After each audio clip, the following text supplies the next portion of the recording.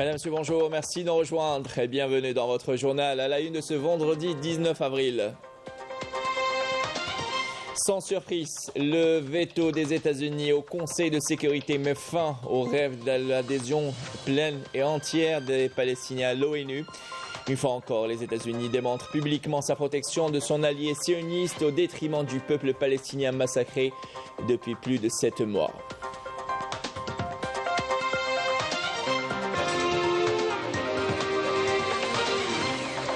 Et depuis la Palestine occupée, que ce soit à Raza ou en Cisjordanie, les Palestiniens saluent la décision de l'Algérie d'apporter une contribution additionnelle au budget de l'UNRWA de l'ordre de 15 millions de dollars, remerciant la République algérienne démocratique et populaire, président, gouvernement et peuple.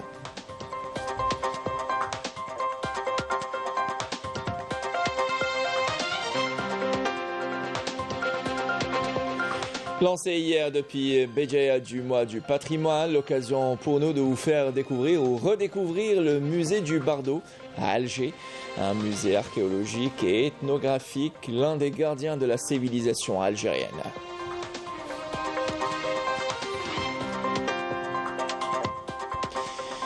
Voilà pour l'essentiel de l'actualité en titre. Bienvenue à vous tous. Tout d'abord, les États-Unis ont mis fin hier au rêve d'adhésion pleine et entière des Palestiniens à l'ONU, mettant sans surprise leur veto au Conseil de sécurité à une revendication honnie par son allié sioniste en pleine guerre à Gaza. Les États-Unis qui ont tout fait pour retarder le vote n'ont pas hésité à recourir à leur droit de veto qu'ils utilisent régulièrement pour protéger leur allié sioniste.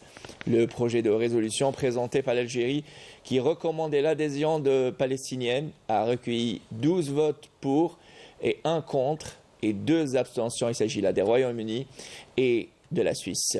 Malim Demis. Sans surprise, les États-Unis ont mis fin au rêve d'adhésion pleine et entière des Palestiniens à l'ONU, en mettant leur veto au Conseil de sécurité.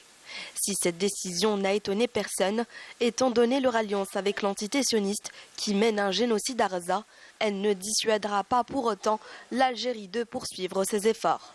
En effet, dans une allocution prononcée après le veto américain, l'ambassadeur Ammar Benjamah a rappelé que les efforts de l'Algérie ne cesseront pas jusqu'à ce que l'État de Palestine devienne membre à part entière des Nations Unies.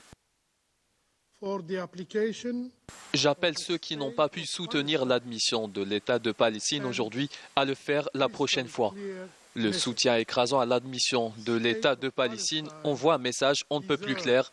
L'État de Palestine a une place légitime parmi les membres des Nations Unies.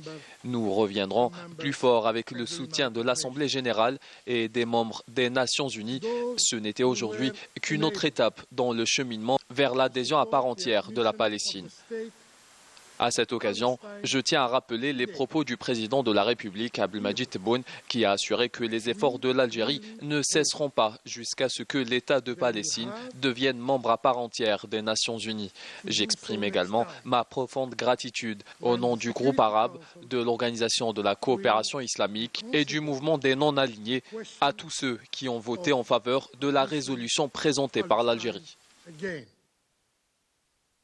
Malgré ce rejet, les Palestiniens restent déterminés à poursuivre leur lutte, comme l'a souligné l'ambassadeur palestinien à l'ONU, Riyad Mansour. Il a rappelé dans son discours que chaque jour d'attente signifiait plus de vies palestiniennes innocentes sacrifiées à cause des attaques de l'entité sioniste.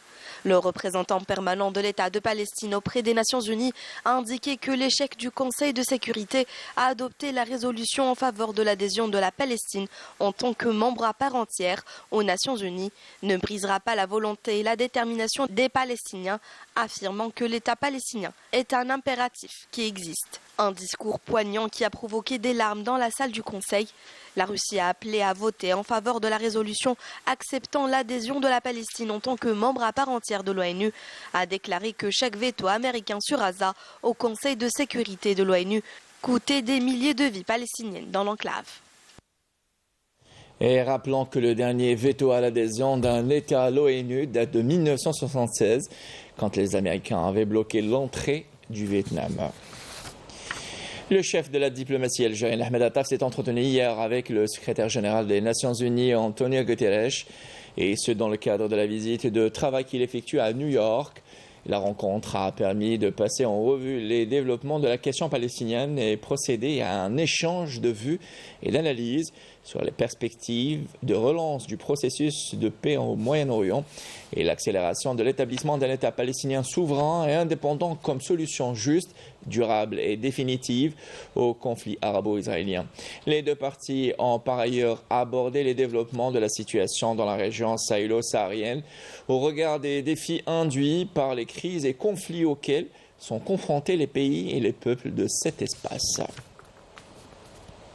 Attaf a eu également 2 rencontres bilatérales avec ses homologues brésiliens Mauro Vieira et jordanien Aymen Safadi, et ce en marge de sa participation hier à la séance de débat public de haut niveau du Conseil de sécurité sur la question palestinienne.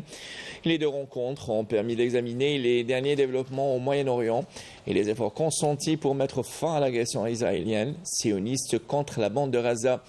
Il a également été question des démarches diplomatiques menées par l'Algérie au Conseil de sécurité en faveur de la question palestinienne en général et en appui à l'adhésion de l'État de Palestine en tant que membre à part entière à l'ONU en particulier. Dans ce cadre, les 2 chefs de la diplomatie brésilienne et jordanienne ont exprimé leur soutien et leur appréciation des efforts inlassables de l'Algérie depuis son élection au Conseil de sécurité pour remplacer la question palestinienne dans son vrai, replacer plutôt la question palestinienne dans son vrai cadre et mobiliser le soutien international afin de permettre au peuple palestinien d'exercer ses droits légitimes. À leur tête, son droit inaliénable et imprescriptible à établir son État indépendant avec El-Quds comme capitale. Et à Gaza et en Cisjordanie, les Palestiniens ont salué la décision de l'Algérie d'apporter une contribution additionnelle au budget de l'Office des secours des travaux des Nations Unies pour les réfugiés de Palestine dans le Proche-Orient, l'UNRWA, de l'ordre de 15 millions de dollars. Wissam Abou Zeid a recueilli le remerciement des Palestiniens à l'égard de la République algérienne démocratique et populaire, président, gouvernement et peuple. Plus de précisions avec Raouf Hambouch. Le soutien indéfectible de l'Algérie à la cause palestinienne est incarné par les multiples démarches initiées, notamment depuis que l'Algérie a entamé cette année son mandat de membre non permanent au Conseil de sécurité de l'ONU. Ainsi, sur ordre du président de la République, l'Algérie a octroyé une nouvelle contribution financière à l'Office de secours et de travaux des Nations Unies pour les réfugiés de Palestine, l'UNRWA, une décision hautement saluée par les Palestiniens. Nous tenons à remercier l'Algérie, gouvernement et peuple, pour son soutien indéfectible au peuple palestinien, avec les contributions additionnelles constantes au budget de l'UNRWA. En effet, l'UNRWA, créée par l'Assemblée générale de l'ONU en 1949, est la colonne vertébrale des opérations humanitaires à Gaza. Depuis le début de l'offensive, l'entité sioniste a tout fait pour éteindre l'organisation onusienne. 178 de ses employés ont été tués et 163 installations ont été endommagées dans la bande par le colonisateur sioniste. Depuis près de 70 ans, l'UNRWA a toujours été là pour nous venir en aide. Elle a participé activement à la tâche immense à offrir des structures éducatives et sanitaires, et ce, malgré les obstacles incessants de l'entité sioniste. L'Algérie fait des efforts inlassables pour nous porter aide et assistance, notamment en essayant de parvenir à un cessez-le-feu permanent. Depuis tout jeune, je me rappelle du soutien indéfectible de l'Algérie à la cause palestinienne, et particulièrement cette année, qui est incarnée par de nombreuses démarches. Selon le correspondant de la télévision algérienne Wissam Abou Zeid, la contribution de l'Algérie au budget de l'UNRWA a été un message d'espoir pour tous les Palestiniens, confortant ainsi le mandat de l'organisation onusienne, son statut juridique et son rôle conformément à la décision de sa création, et ce, au vu des manœuvres sionistes visant à contrecarrer l'office et en diminuer le rôle et les efforts en faveur des réfugiés. De son côté, l'ambassade de l'État de Palestine auprès de l'Algérie présente ses vifs remerciements de la République algérienne démocratique et populaire, président, gouvernement et peuple, pour sa position portant contribution additionnelle au budget de l'UNRWA de l'ordre de 15 millions de dollars au profit des réfugiés palestiniens au moment où l'entité sioniste et certains de ses alliés tentent de démanteler l'UNRWA et d'en réduire le rôle politique pour retirer la qualité de réfugiés aux réfugiés palestiniens et leur ôter le droit de retour, dénote le rôle prépondérant et authentique de l'Algérie dans sa défense de la cause et du peuple palestinien et dans son soutien aux droits du peuple palestinien. Et dans le reste de l'actualité, Téhéran a fait état de 3 explosions près d'une base militaire dans le centre du pays, a rapporté l'agence de presse Fars indiquant que ces drones ont été abattus, mais il n'y a pas eu d'attaque par missile jusqu'à présent, ont indiqué les autorités iraniennes, ajoutant que les installations nucléaires basées dans la région d'Asfahan au centre sont totalement en sécurité. Selon l'agence IRNA, aucun dégât majeur n'a été enregistré après les explosions entendues, précisant qu'aucune information faisant état de tir de système de défense anti-missiles n'avait été reçue. Suite à ces explosions, l'Iran active tôt ce matin sa défense aérienne dans plusieurs provinces après des informations d'explosion dans le centre du pays, dans la province, je le disais, d'Esfahan, très exactement. Et selon les responsables américains, il s'agit d'une attaque sioniste menée contre l'Iran. La Russie et la Chine se sont dites opposées à toute action susceptible d'entraîner une escalade après les explosions survenues en Iran. Retour chez nous, le ministre de l'Habitat et de la Ville, Tarek El Arabi, a inspecté hier soir le chantier du projet de réalisation du nouveau siège du ministère de l'Habitat, de l'Urbanisme et de la Ville à Del Ibrahim. El Arabi s'est enquis de l'avancement des travaux, saluant la cadence élevée et la nouvelle stratégie de travail de l'entreprise maître d'ouvrage et le bureau d'études algérien consistant au lancement de différentes tâches simultanément, considérées comme une première dans la réalisation des projets relevant du ministère de l'Habitat. Le ministre a également visité le pavillon témoin composé d'un nombre de bureaux et salles, insistant sur la qualité de réalisation et également sur la levée de l'ensemble des réserves enregistrées dans les plus brefs délais, mettant l'accent également sur l'importance de l'utilisation des matériaux de construction locaux et ajuster un planning précis pour achever le projet dans les plus brefs délais ou plutôt dans les délais impartis. De son côté, le ministre de la Communication, Mohamed Lagab, a affirmé hier à Oran que l'élaboration du projet de fonds d'aide à la presse a été achevée et se trouve en phase d'enrichissement avant sa soumission au président de la République, Abdelmadjid Tebboune. Au terme de sa visite d'inspection des différents établissements médiatiques relevant de son secteur à Oran, le ministre a souligné dans un point de presse que la relance de ce fonds fait partie des orientations du président de la République et que l'élaboration du projet a été achevée et des copies ont été transmises à certains établissements médiatiques pour enrichissement. Et à l'issue de la visite qu'il a effectuée à certains établissements relevant de son secteur à Oran, le ministre de la Communication, Mohamed Lagab, a indiqué en réponse à une question d'un journaliste que Farid Alilat est le bienvenu en Algérie comme citoyen algérien. Cependant, le magazine où il exerce n'est pas le bienvenu et en cas de changement de sa position, il sera bien accueilli. On l'écoute. Farid Alilat est le bienvenu en Algérie comme citoyen algérien. Cependant, le magazine où il exerce n'est pas le bienvenu et en cas de changement de sa position, il sera bien accueilli. L'Algérie n'a pas expulsé et n'expulsera aucun de ses enfants. Les pouvoirs publics n'abandonnent jamais leurs enfants. Et la question ne le concerne pas en tant que citoyen algérien, mais plutôt le magazine Jeune Afrique où il exerce, qui a adopté des positions éditoriales hostiles à l'égard de l'Algérie. Ce média publie tantôt des informations incorrectes, tantôt des informations exagérées et n'évoque jamais tout ce qui est positif en Algérie. Farid Alilat est un citoyen algérien, mais en même temps, il est journaliste dans un magazine indésirable. Et lorsque ce média profite de sa nationalité algérienne et s'immisce de manière sournoise dans l'exercice du travail journalistique, cela est inacceptable. Séparer les deux est difficile, mais en tant qu'Algérien, il est le bienvenu. Il exerce un travail journalistique pour son média qui a choisi de prendre des positions hostiles à l'Algérie. Et ceci est intolérable. Nous avons environ 56 correspondants de 36 établissements médiatiques étrangers représentant 18 pays. Et dans le cadre de la parution de différents textes d'application des nouvelles lois sur l'information, les portes restent ouvertes aux médias étrangers désirant désigner des correspondants en Algérie ou d'ouvrir des bureaux dans le cadre de la loi algérienne et le respect mutuel. وبهذه المناسبة وفي ظل صدور كل مراسم التطبيق.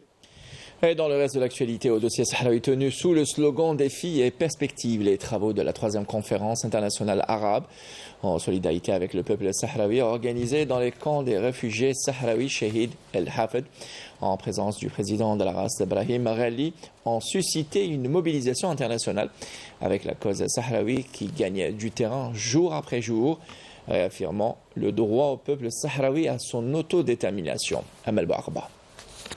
La 3e conférence internationale arabe en solidarité avec le peuple sahraoui a pris fin hier sous la supervision du président de la République arabe sahraoui démocratique, Brahim Ghali. Dans le communiqué final, les participants ont appelé à la nécessité de coordonner les efforts et mobiliser la société civile à travers le monde pour soutenir la cause sahraoui. Les participants ont souligné la nécessité de coordonner les efforts entre les forces de la société civile dans le monde pour réaffirmer le soutien à la cause sahraoui. Cette conférence représente un nouvel espoir pour le peuple sahraoui. Elle met en avant la solidarité des peuples arabes avec cette cause juste. Il y a des similitudes entre l'occupation marocaine et sioniste. En Palestine, nous subissons les mêmes affres de la colonisation sioniste. À cette occasion, le président sahraoui a appelé la communauté internationale à agir pour permettre au peuple sahraoui d'exercer son droit à l'autodétermination et à l'indépendance.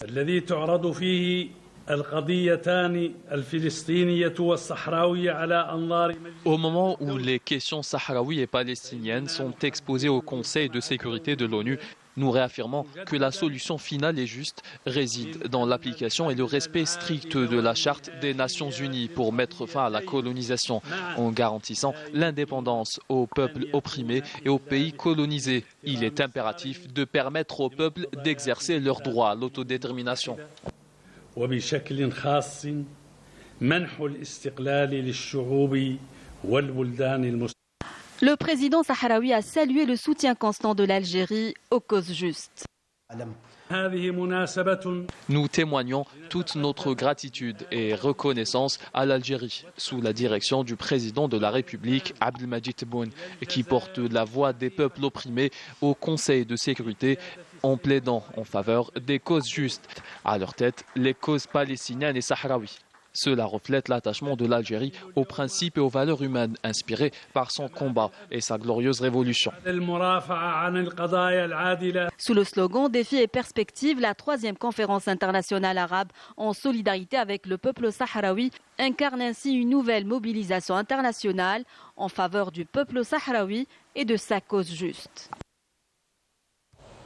Ouvert hier à Béjaïa et lancé par Madame la ministre de la Culture, Soraya Mouloudji, le mois du patrimoine, l'occasion pour nous de vous faire découvrir ou redécouvrir le musée du Bardo à Alger. Il s'agit d'un musée archéologique et ethnographique, un gardien de la civilisation algérienne. Le musée organise des sorties pour les élèves pendant les vacances scolaires. L'objectif, leur inculquer la richesse de notre patrimoine dès leur jeune âge. Découverte avec Myriam Damis.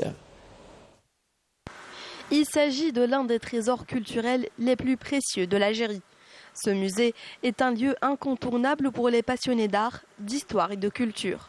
Son rôle est essentiel dans la préservation et la promotion du patrimoine culturel algérien. C'est un monument historique, c'est un monument qui a été classé en 1985. C'est un monument qui est d'époque ottomane, de style méditerranéen mauresque. Il a été édifié entre fin 17e, début 18e siècle. C'est une maison qu'on appelle les maisons Fars, c'est-à-dire elle se trouve à l'extérieur des murs de l'ancienne ville qui est la Casbah.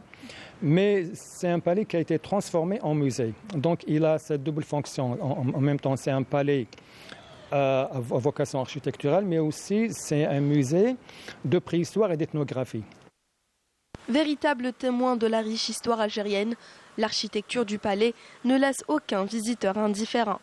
Des visiteurs qui viennent admirer ses salles spacieuses et ses galeries richement décorées.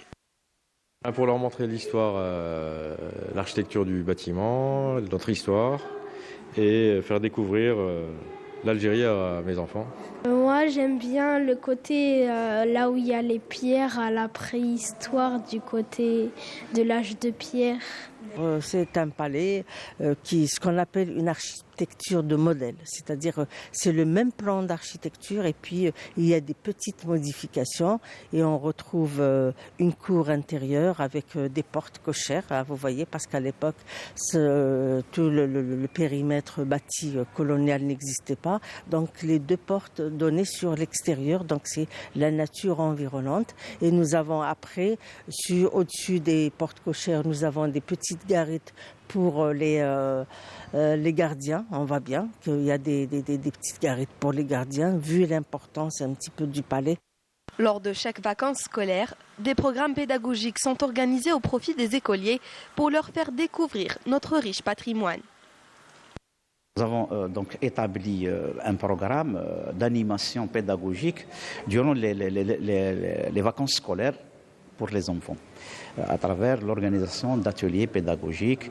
C'est ouvert à tout le monde. Le musée du Bardo est bien plus qu'un musée. Il est le gardien de l'histoire et de la culture algérienne. Il contribue au renforcement de l'identité nationale auprès de la jeune génération, tout en préservant le riche patrimoine culturel de notre pays. Et tout au long de ce mois du patrimoine, Canal Algérie sera la grande fenêtre ouverte sur le patrimoine matériel et immatériel riche et profond de l'Algérie. Voilà qui termine cette édition préparée par Céline Bessaïdi et Adel Brahms réalisée par Aïcha Gelloul. L'information revient à 19h ce soir. J'ai le plaisir de vous retrouver demain pour l'édition de midi. Bon appétit si vous êtes à table. Au revoir.